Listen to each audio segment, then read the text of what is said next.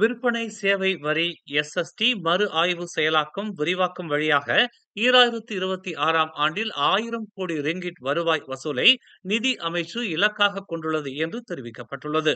அதே வேளையில் 2025ஆம் ஆண்டிற்கான 500 கோடி ரிங்கிட் வசூலுக்கான இலக்கையும் அது நிலைநிறுத்தியுள்ளது.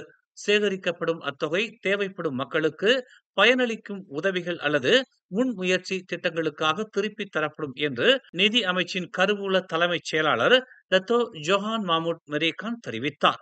மக்களுக்கான செலவினங்கள் அதிகமாக உள்ளன. மேலும் நாம் வருவாய் தளத்தை விரிவுபடுத்த வேண்டும்.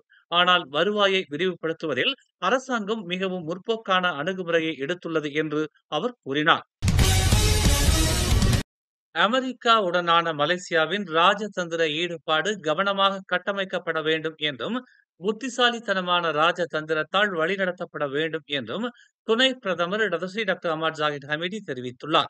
கிராமப்புற மற்றும் பிராந்திய மேம்பாட்டு அமைச்சராகவும் இருக்கும் ஜாகித் ஒரு பெரிய உலகளாவிய பொருளாதார சக்தியாக அமெரிக்காவின் பங்கையும் அதன் வளர்ந்து வரும் நிர்வாக இயக்கவியலையும் கருத்தில் கொண்டு இது அவசியம் என்று கூறினார். அமெரிக்காவிற்கான மலேசியாவின் புதிதாக நியமிக்கப்பட்ட தூதர் தான் ஸ்ரீ முகமது ஷாருல் இக்ராம் யாக்கூப்பின் மரியாதை நிமித்த சந்திப்பின் போது இந்த விஷயம் விவாதிக்கப்பட்டதாக அவர் கூறினார்.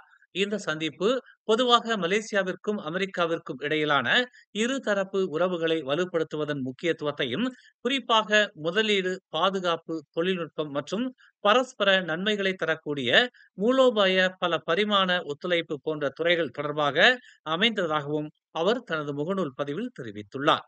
முகமது ஷாருல் இக்ராமுக்கு முக்கியமான பொறுப்பை நிறைவேற்றுவதில் தேவையானதை அரசு வழங்கும் என்றும், சர்வதேச அரங்கில் மலேசியாவின் குரல் மற்றும் நலன்களை பிரதிநிதித்துவப்படுத்துவதில் தொடர்ந்து அவர் சிறந்து விளங்குவார் என்றும் அஹ்மத் ஜாகித் நம்பிக்கை தெரிவித்தார். நேற்று மதியம் பாலை பூலாவ் ஜலான் துன் சாடான் பகுதியில் கார் ஒன்று திடீரென தீப்பிடித்து எரிந்ததில் பெரும் பரபரப்பு ஏற்பட்டது. இருப்பினும் அதில் இருந்த 5 அதிர்ஷ்டவசமாக உயிர் தப்பினர். 50 வயதுடைய ஓர் ஆணும் 4 பெண்களும் அடங்கிய குழு மதியம் 1:10 மணி அளவில் இச்சம்பவம் நிகழ்ந்த போது டொயோட்டா கேம்ரியில் பயணித்துக் கொண்டிருந்தனர்.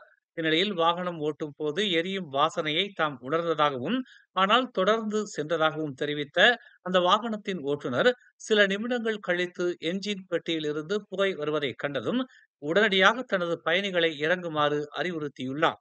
இதனை அடுத்து அவர்கள் வாகனத்தை விட்டு வெளியேறியவுடன் எந்திரத்தில் இருந்து தீ பிழம்புகள் வெடித்து 90 விழுக்காடு வாகனம் எரிந்து நாசமானது. இந்த தீ விபத்துக்கான காரணம் இன்னும் விசாரணையில் உள்ளதாக தெரிவிக்கப்பட்டுள்ளது. கடந்த 2023ஆம் ஆண்டில் தனது பெற்றோரை கொலை செய்ததற்காக வேலை இல்லாத ஆடவர் ஒருவருக்கு நேற்று அதிகபட்ச தண்டனையாக 40 ஆண்டுகள் சிறை தண்டனையும் 24 பிறம்படிகளும் விதிக்கப்பட்டன.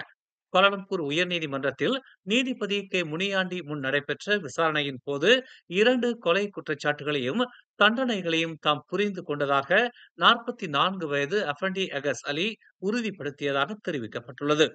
பேரா ஈப்போவில் உள்ள மருத்துவமனையின் மனநல மருத்துவ அறிக்கை குற்றங்கள் நடந்த நேரத்தில் நல்ல மனநிலையில் அந்த ஆடவர் இருந்ததை உறுதிப்படுத்தியது. கடந்த 2023ஆம் ஆண்டு டிசம்பர் 9ஆம் தேதி இரவு 7:10 மணி முதல் 7:20 மணி வரை பிரிக்ஃபீல்ட்ஸ் ஜலான் பெஞ்ஞாலா ஹெலிர் 6 கம்போங் சுங்கை பெஞ்ஞாலாவில் உள்ள அவர்களது வீட்டில் அவரது 82 வயது தந்தையையும் 72 வயது தாயாரையும் கொலை செய்ததாக அஃபண்டி மீது குற்றம் சாட்டப்பட்டது. நேஷனல் ஃபீட் லோட் கார்ப்பரேஷன் எனப்படும் NFC நிறுவனம் மற்றும் அதன் 3 துணை நிறுவனங்களின் கணக்கு வழக்குகளை பகிரங்கமாக வெளியிட்டதற்காக NFC நிறுவனத்திற்கு பப்ளிக் பேங்க் 9 கோடி வெள்ளி இழப்பீடு செலுத்த வேண்டும் என்று கூட்டரசு நீதிமன்றம் நேற்று உத்தரவிட்டது.